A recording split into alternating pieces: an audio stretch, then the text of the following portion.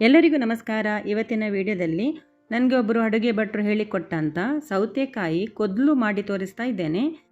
ಇದನ್ನು ಒಂದೆರಡು ಸಲ ಮಾಡಿದ್ದೇನೆ, ತುಂಬ ರುಚಿ ಆಗ್ತದೆ. ಹಾಗಾಗಿ ಇವತ್ತು ವಿಡಿಯೋ ಮಾಡ್ತಾ ಇದ್ದೇನೆ. ಇದನ್ನು ಮಾಡೋದು ಹೇಗೆ ಅಂತ ನೋಡುವ ಬನ್ನಿ. ಒಂದು ಸೌತೆಕಾಯಿ ನೀರಿನಲ್ಲಿ ತೊಳೆದ ನಂತರ ಇದನ್ನು ಕಟ್ ಮಾಡ್ತಾ ಇದ್ದೇನೆ. ಇದಕ್ಕೆ ಮಂಗಳೂರು ಸೌತೆಕಾಯಿ ಅಂತ ಹೇಳ್ತಾರೆ. ಸೌತೆಕಾಯಿ ಒಂದೊಂದು ಸಲ ತುಂಬ ಕಹಿ ಬರ್ತದೆ, ಹಾಗಾಗಿ ಕಟ್ ಮಾಡಿದ ನಂತರ ಒಂದು ಚಿಕ್ಕ ತುಂಡು ತಿಂದು ನೋಡಿ ಗೊತ್ತಾಗ್ತದೆ. ಸೌತೆಕಾಯಿಯ ಬೀಜ ತೆಗೆದ ನಂತರ ಸಿಪ್ಪೆ ಸಮೇತ ಇದನ್ನು ಈ ರೀತಿ ಚಿಕ್ಕದಾಗಿ ಕಟ್ ಮಾಡಿಕೊಳ್ಳಬೇಕು. ಸೌತೆಕಾಯಿ ಕಟ್ ಮಾಡಿದ ನಂತರ ಇದನ್ನು ಬೇರೆ ಪಾತ್ರೆಗೆ ಹಾಕಿ ಇದಕ್ಕೆ ಸ್ವಲ್ಪ ನೀರು ಹಾಕಿದರೆ ಸೌತೆಕಾಯಿ ಬೀಜ ಕೆಲವು ಸಲ ಕಟ್ ಮಾಡುವಾಗ ಅಂಟ್ಕೊಳ್ತದೆ, ಅದಿದ್ರೆ ಬಿಡ್ತದೆ. ಆನಂತರ ಇದನ್ನು ಅಡುಗೆ ಮಾಡೋ ಪಾತ್ರೆಗೆ ಹಾಕಿ 2 ಕಪ್ ನೀರು ಹಾಕ್ತಾ ಇದ್ದೇನೆ. ನೀರು ಹಾಕಿದ ನಂತರ ಇದಕ್ಕೆ ರುಚಿಗೆ ತಕ್ಕಷ್ಟು ಉಪ್ಪನ್ನು ಹಾಕ್ತಾ ಇದ್ದೇನೆ. ಹಾಗೆ ಸ್ವಲ್ಪ ಕರಿಬೇವನ್ನು ಹಾಕಿ ಗ್ಯಾಸ್ ಆನ್ ಮಾಡಿ ಇದನ್ನು ಬೇಯಲಿಕ್ಕೆ ಇಟ್ಟಿದ್ದೇನೆ. ಇದು ಬೇಯ್ತಾ ಇರಲಿ, ಅಷ್ಟರವರೆಗೆ ಇದಕ್ಕೆ ಮಸಾಲೆ ರೆಡಿ ಮಾಡಿಕೊಳ್ಳುವ.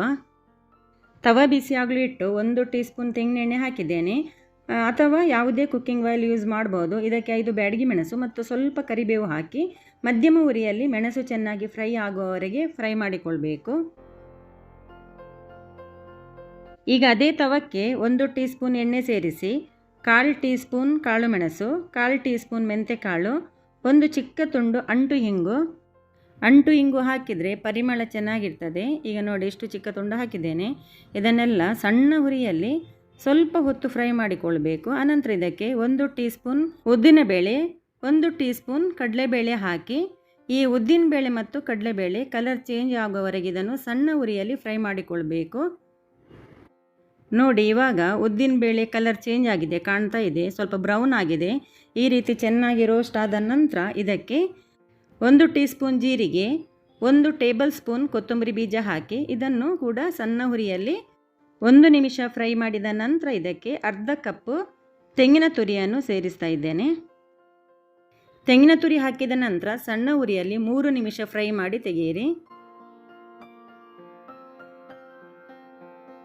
ಫ್ರೈ ಮಾಡಿದ ಮಸಾಲ ಪೂರ್ತಿ ತಣ್ಣಗಾದ ನಂತರ ಮಿಕ್ಸಿ ಜಾರಿಗೆ ಹಾಕಿ ಈಗ ಗ್ರೈಂಡ್ ಮಾಡಲಿಕ್ಕೆ ಎಷ್ಟು ನೀರು ಬೇಕು ನೋಡಿಕೊಂಡು ನೀರನ್ನು ಹಾಕಿಕೊಂಡು ಈಗ ಇದಕ್ಕೆ ಸಣ್ಣ ಲಿಂಬೆ ಗಾತ್ರದಷ್ಟು ಹುಣಸೆ ಹುಳಿ ಸೇರಿಸ್ತಾ ಇದ್ದೇನೆ.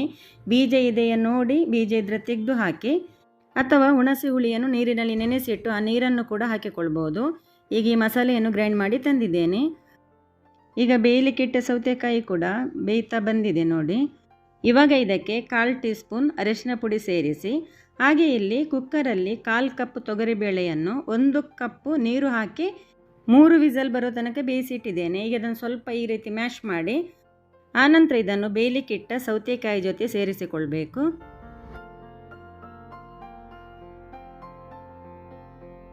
ಈಗ ಗ್ರೈಂಡ್ ಮಾಡಿದ ಮಸಾಲೆ ಸೇರಿಸಿ ಇದಕ್ಕೆ ಜಾಸ್ತಿ ನೀರು ಹಾಕಬಾರ್ದು, ಕೊದ್ಲು ಅಂದರೆ ಸ್ವಲ್ಪ ದಪ್ಪವೇ ಇರ್ತದೆ. ನೀರು ಬೇಕಿದ್ರೆ ನೋಡಿಕೊಂಡು ಸೇರಿಸಿಕೊಳ್ಬೋದು. ನಾನಿಲ್ಲಿ ನೀರನ್ನು ಹಾಕ್ತಾ ಇಲ್ಲ. ಈಗ ಇದನ್ನು ಒಂದ್ಸಲ ಚೆನ್ನಾಗಿ ಮಿಕ್ಸ್ ಮಾಡಿದ ನಂತರ ಇದಕ್ಕೆ ಒಂದು ಚಿಕ್ಕ ತುಂಡು ಬೆಲ್ಲ ಹಾಕ್ತಾ ಇದ್ದೇನೆ. ಸಿಹಿ ಜಾಸ್ತಿ ಬೇಡ, ಹದವಾಗಿ ಸಿಹಿ ಇದ್ದರೆ ಸಾಕು. ಅನಂತರ ಇದಕ್ಕೆ ರುಚಿಗೆ ತಕ್ಕಷ್ಟು ಉಪ್ಪನ್ನು ಸೇರಿಸ್ತಾ ಇದ್ದೇನೆ. ಉಪ್ಪು ಹಾಕಿದ ನಂತರ ಒಂದ್ಸಲ ಚೆನ್ನಾಗಿ ಮಿಕ್ಸ್ ಮಾಡಿ ಈಗ ಇದನ್ನು ಒಂದು ಕುದಿ ಬರಲಿಕ್ಕೆ ಬಿಡಬೇಕು.